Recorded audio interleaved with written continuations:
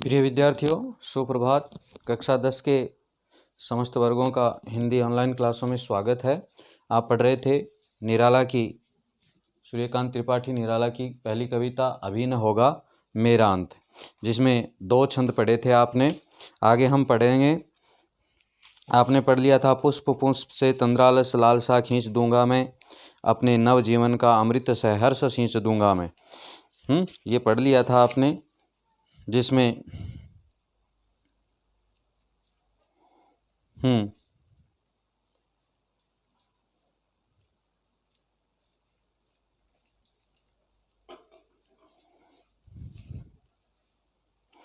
आपने पढ़ा था कि निराला है वो वसंत के रूपक द्वारा अपनी जिजीविषा का भाव व्यक्त करता है कि मैं प्रत्येक अधखिले पुष्प यानी पुष्प मानो, प्रत्येक पुष्प में जो तंद्रा से ग्रस्त है यानी आलस्य से ग्रस्त है, उसमें सुंदर लालसा से अपनी ओर खींच लूँगा और अपने नव जीवन के अमृत से अर्थात नव उत्साह और कोमल मधुर भावनाओं से उन्हें क्या है, सींच दूंगा।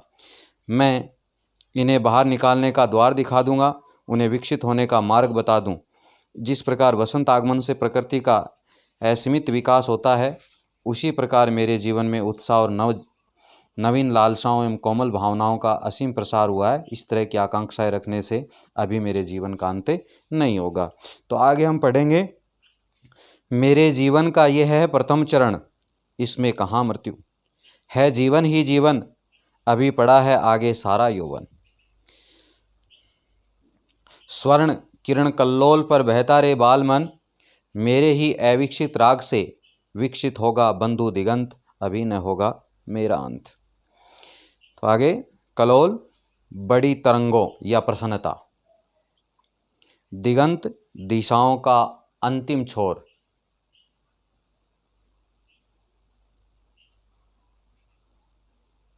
राग आसक्ति या संगीत का स्वर,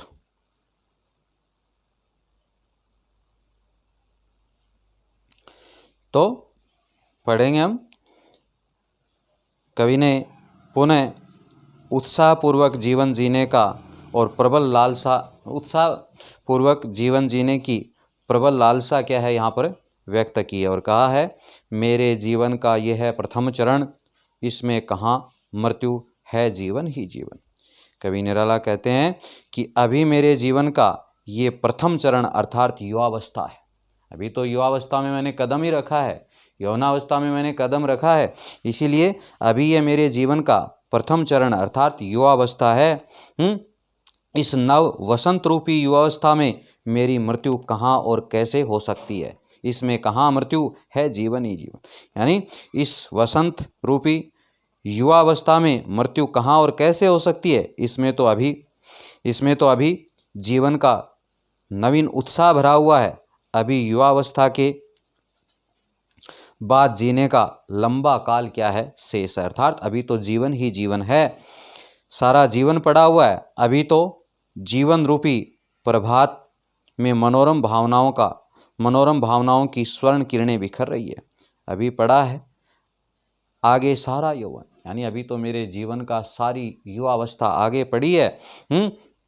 स्वर्ण किरणें कलोल पर बहता रे बाल मन, अभी तो जीवन रूपी प्रभात के मनोरम भावनाओं की स्वर्ण किरणें क्या है, मेरे जीवन में बिखरी हुई है और मेरा कोमल मन जीवन सागर की तरंगों पर प्रसन्नता से क्या है, बहता जा रहा है।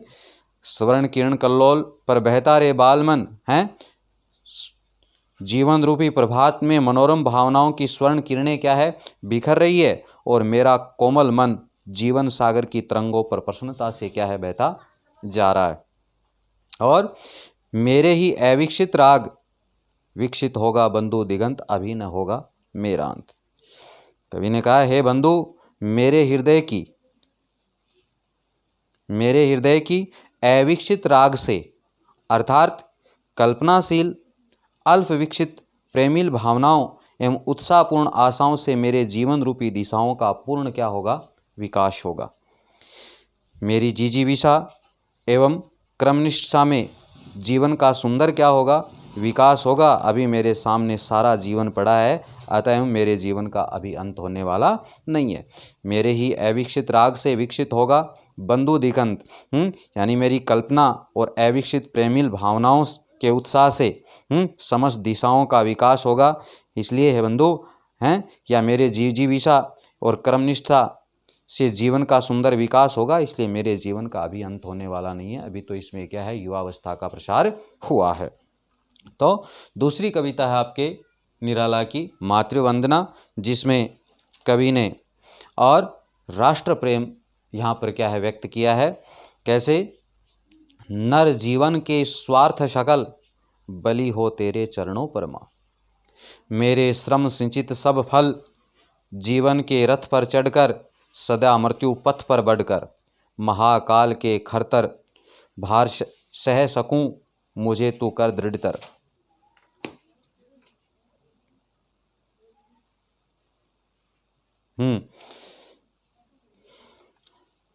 जागे मेरे उर में तेरी मूर्ति अश्रु जल धोत विमल दृग जल से पा बल बलि कर दूं जननी जन श्रम सिंचित फल।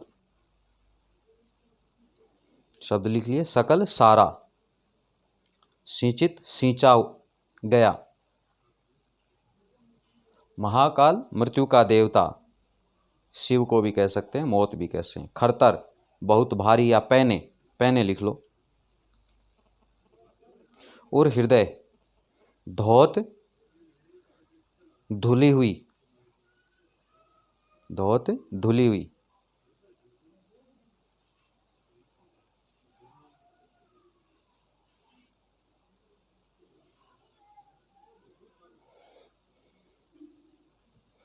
फिर विमल स्वच्छ,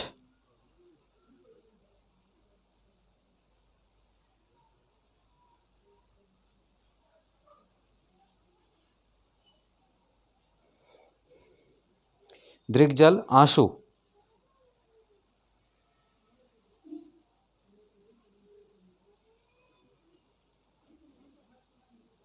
संचित एकत्रित किया हुआ या कमाया हुआ,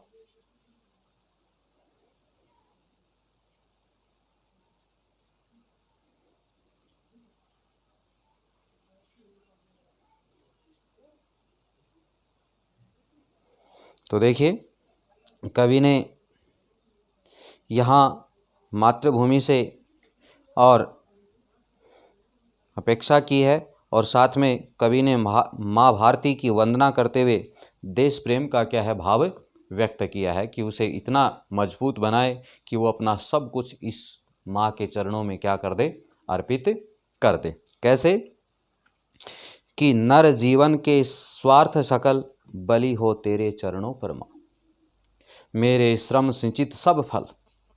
कवि निराला कहते हैं कि हे भारत माता, मुझे ऐसी शक्ति दो कि मेरे मनुष्य जीवन के सारे स्वार्थ, नर जीवन के स्वार्थ सकल सारे, मेरे मनुष्य जीवन के सारे स्वार्थ तेरे चरणों पर समर्पित या नौछावर हो। नर जीवन के स्वार्थ सकल बलि हो तेरे चरणों में माँ।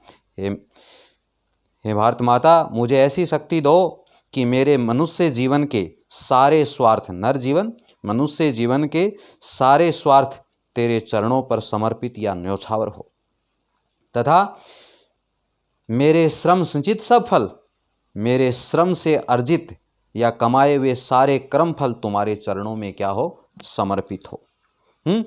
जीवन के रथ पर चढ़कर सदा मृत्यु पथ पर बढ़कर महाकाल के खरतर भार सह सकूं मुझे कर तू दृढ़तर। क्या कहा है? कवि कहता है कि मुझे हे भारत माता इतना दृढ़ बना दो, मुझे तू कर दृढ़तर, यहां से लेंगे, मुझे तुम इतना क्या है दृढ़ बना दो कि मैं जीवन के रथ पर सवार होकर, यानी इस जीवन रूपी रथ पर सवार होकर, जीवन के रथ पर चढ़कर यानी जीवन के रथ पर सवार होकर आगे बढ़ता रहूं, और सदा मृत्यु पथ पर बढ़कर, और सदैव मृत्यु के पथ की ओर क्या है बढ़ता हुआ, महाकाल के खरतर सह, महाकाल यानी मृत्यु के देवता के अत्यधिक भारी पैने वाणों को क्या कर सकूं, सहन कर सकूं, परंतु उसके लिए तुम्हारी क्या है, कृपा या दया दृष्टि की क्या है, आवश्यकता है। इसलिए इस निमित्त मुझे तो इतना मजबूत बना दो कि मेरे हृदय में तुम्हारी मूर्ति क्या है, जागे। मुझे तो कर दृढ़तर जागे मेरे उर में तेरी मूर्ति। मुझे हे भारत माता इतना मजबूत बना दो कि मेरे हृदय में हमेशा तुम्हारी क्या है, मूर्ति जागृत या तुम्हारा स्नेह जागृत रहे। साथ में अश्रु जल धोत विमल, दृग जल से पाबल, बलि कर दूं जननी जन श्रम सिंचित फल। हाँ, तो आगे कहा है कि उसका स्मरण, हाँ, मेरे अश्रु जल से वह मूर्ति प्रचलित हो या मेरे आंसुओं से वह मूर्ति प्रचलित होती रहे। हे माता, तुम मुझे ऐसी शक्ति प्रदान करो ताकि मैं अपने श्रम से सिंचित दृग जल से, हाँ, जननी जन्म श्रम सिंचित फल। हे माता, मुझे तुम ऐसी शक्ति प्रदान करो ताकि मैं श्रम से सिंचित जन्म फल को अपने अश्रु जल के साथ तुम पर क्या कर सकूं, न्योछावर कर सकूं। अर्थात वह जीवन की बाधाओं को पार करता हुआ, कवि कहता है कि मैं जीवन की बाधाओं को पार करता हुआ भारत माता के चरणों में अपना बलिदान करने की क्या है, मुझे शक्ति प्रदान कीजिए। फिर आगे, बाधाएं आए तन पर देखूं तुझे नयन भर, मुझे देख तू सहजल दृग से अपलक उर्मे सद्दल पर, क्लेद युक्त अपना तन दूंगा, मुक्त करूंगा तुझे अटल तेरे चरणों पर देकर बलि सकल श्रम सिंचित फल। तन शरीर सजल गीले अश्रु युक्त, अपलक एक टक, बिना पलक झपकाए देखना होता है उसको बोलते हैं। क्लेद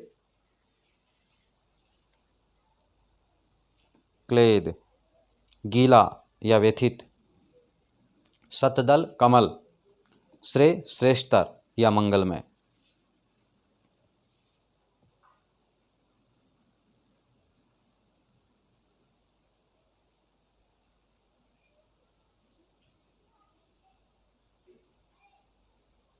तो आगे कवि ने भारत माता के चरणों में सर्वस्व समर्पण का भाव व्यक्त किया और कहा है, बाधाएं आए तन पर देखूं तुझे नयन भर। हे मातृभूमि, या हे भारत माता, चाहे मेरे जीवन या मेरे शरीर पर हे माता, चाहे मेरे जीवन में कितनी भी बाधाएं एवं कष्ट क्यों ना आए, तो भी मैं तुम्हें जी भर करके या नेत्र भर करके क्या है, देखता रहूं। मुझे देख तू सहजल दृगों से अपलक उर के सद्दल पर। तुम भी हे माता मुझे अश्रुओं से युक्त, क्योंकि उस समय परतंत्र भारत था और उस समय भारतीय जन की दुर्दशा को देख करके भारत माता भी क्या है, अश्रु बहाती थी। इसी प्रसंग में कहा गया है कि मुझे देख तू सहजल दृगों से, तू भी मुझे अश्रुयुक्त नेत्रों से एकटक क्या है, देखती रहे।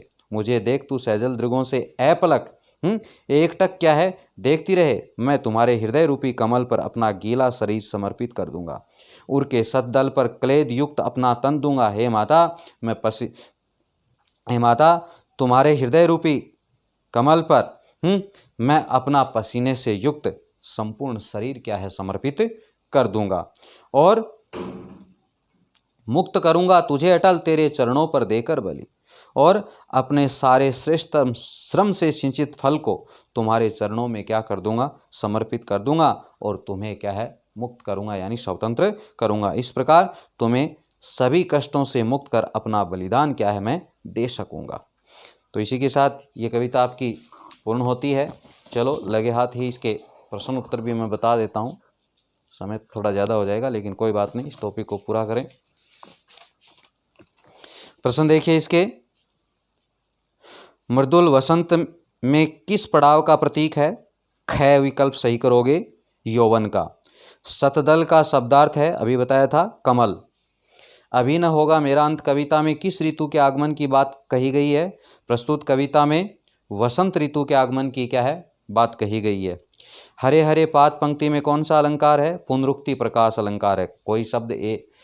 कोई शब्द दो या दो से अधिक बार आए लेकिन उसके अर्थ में कोई परिवर्तन नहीं हो, वहाँ पुनरुक्ति प्रकाश अलंकार होता है। कविता में किस प्रथम चरण की ओर संकेत है? कविता में कवि ने अपने जीवन के प्रथम चरण अर्थात युवावस्था की ओर क्या किया है, संकेत किया है। फेरूंगा निद्रित कलियों पर, पंक्ति में निद्रित कलियों का आशय क्या है? निद्रित कलियों का आशय है अलसाई हुई अर्थात अधखिली कलियां, अलसाई हुई तथा अधखिली कलियां कवि के हृदय की अव्यक्त कोमल भावनाओं से क्या है, आशय, कवि के हृदय की अव्यक्त कोमल भावनाओं से। मातृवंदना में कवि ने माँ संबोधन का प्रयोग किसके लिए किया है? मातृवंदना कविता में कवि ने माँ संबोधन का प्रयोग माँ भारती या भारत माता के लिए क्या है, किया है। कविता अभी न होगा मेरा अंत के अनुसार वसंत आगमन पर प्रकृति में कौन कौन से परिवर्तन परिलक्षित होते हैं? कवि ने बताया कि वसंत आगमन पर वृक्षों पर हरे हरे क्या है, पत्ते लग जाते हैं, डालियों पर कलियां निकलने लगती है, कोंपलें खिलने लगती, नई नई कोंपलें आ जाती है वृक्षों की शाखाओं पर, कुछ अध खिले कुछ पूरे खिले हुए पुष्प लताओं डालियों पर क्या है, सुंदर लगने लगते हैं। समस्त प्रकृति में वसंत के प्रभाव से नयापन आ जाता है और सभी प्राणियों में जीवन के प्रति उल्लास और उमंग छा जाता है। पेड़ पौधे हरे भरे क्या है, दिखाई देते हैं और सारा परिवेश क्या हो जाता है, सुरम्य बन जाता है। कविता मातृवंदना के अनुसार कवि माँ के चरणों में क्या क्या समर्पित करना चाहता है? मातृवंदना कविता के अनुसार कवि माँ भारती के चरणों में अपने जीवन के समस्त स्वार्थ और अपने श्रम से यानी अपने परिश्रम से अर्जित सब फलों को क्या है, समर्पित करना चाहता है। कवि जीवन भर में संचित सारे धन वैभव को, कवि जीवन भर में सिंचित सारे धन वैभव के साथ अपना शरीर भी समर्पित करना चाहता है। इस प्रकार कवि माँ के चरणों में अपना सारा जीवन, शरीर एवं सर्वस्व समर्पित कर अपना जन्म सफल करना चाहता है। निबंधात्मक में अभी न होगा मेरा अंत कविता का मूल भाव स्पष्ट कीजिए। मूल भाव, केंद्रीय भाव, ये आप ध्यान रखोगे परीक्षा के लिए। अभी न होगा मेरा अंत कविता में कवि सूर्यकांत त्रिपाठी निराला ने जीवन के प्रति आशा उल्लास का स्वर क्या है, व्यक्त किया है। जीवन में युवावस्था आने पर हृदय में मादकता और उल्लास का संचार उसी प्रकार होता है जैसे वसंत ऋतु के आगमन पर समस्त प्रकृति में क्या है, नवीनता छा जाती है। पेड़ पौधे पुष्पों से लद जाते हैं, सारा परिवेश सुरम्य बन जाता है। इसी प्रकार से युवावस्था रूपी वसंत आगमन से हृदय में भी उल्लास और उत्साह निरंतर बढ़ता रहता है। जीने की प्रबल लालसा बढ़ती रहती है और जीवन में एक नई गतिशीलता क्या है, आ जाती है। जब जीवन में ठहराव जरा भी नहीं है तो उसका अंत कभी भी क्या है, नहीं हो सकता। वैसे भी जीवन में युवावस्था के आगमन पर निठल्लापन हैं, आलस्य, ये कभी दिखाई नहीं देने चाहिए। इसलिए हाथ पर हाथ रखकर बैठने की बजाय कुछ कर्म सौंदर्य की ओर बढ़ने का क्या है, अवसर मिलता है तो उसे उसका पालन करना चाहिए। ये जीवन कुछ नया करने और आगे बढ़ने के लिए है, इसमें निराशा न रखकर आशा और उत्साह रखना जरूरी है। इस प्रकार प्रस्तुत कविता का मूल भाव जीवन के प्रति आशावादी बने रहने तथा कर्म सौंदर्य में प्रवृत्त होने तथा प्रखर जिजीविषा रखने से क्या है, युक्त है। और मातृवंदना कविता के केंद्रीय भाव को अपने शब्दों में लिखिए। मातृवंदना कविता राष्ट्रीय चेतना और देश प्रेम की भावना पर क्या है, आधारित है। निराला की राष्ट्रीय चेतना अतीव प्रखर और कई रूपों में मुखरित हुई है। उन्होंने देश प्रेम से संबंधित कविताओं में सांस्कृतिक सामाजिक परिवेश को जागृत करने का संदेश दिया है। प्रस्तुत कविता में माँ भारती की तन मन धन से सेवा करने तथा अपना सब कुछ समर्पित करने का भाव व्यक्त किया है। कवि जीवन पथ की समस्त बाधाओं को पार करता हुआ अपने जीवन के सारे सिंचित फल सुख वैभव माँ भारती के चरणों में अर्पित करना चाहता है। कवि ने यह सत्य स्पष्ट किया है कि जीवन का अंत एक न एक दिन अवश्य होता है। अतएव माँ भारती का हृदय में ध्यान रखकर अपना जीवन उसी के चरणों में बलिदान देकर के उसे सच्ची मुक्ति क्या है, दिलानी है। तो प्रस्तुत कविता देश प्रेम की भावना को व्यंजित करने वाली है। इस प्रकार प्रस्तुत कविता राष्ट्रीय चेतना और देश प्रेम की भावना से क्या है, अभिव्यक्त हुई है। तो इसी के साथ ये टॉपिक आपका पूर्ण होता है। शेष कल नए टॉपिक के साथ फिर उपस्थित होंगे, तब तक के लिए धन्यवाद।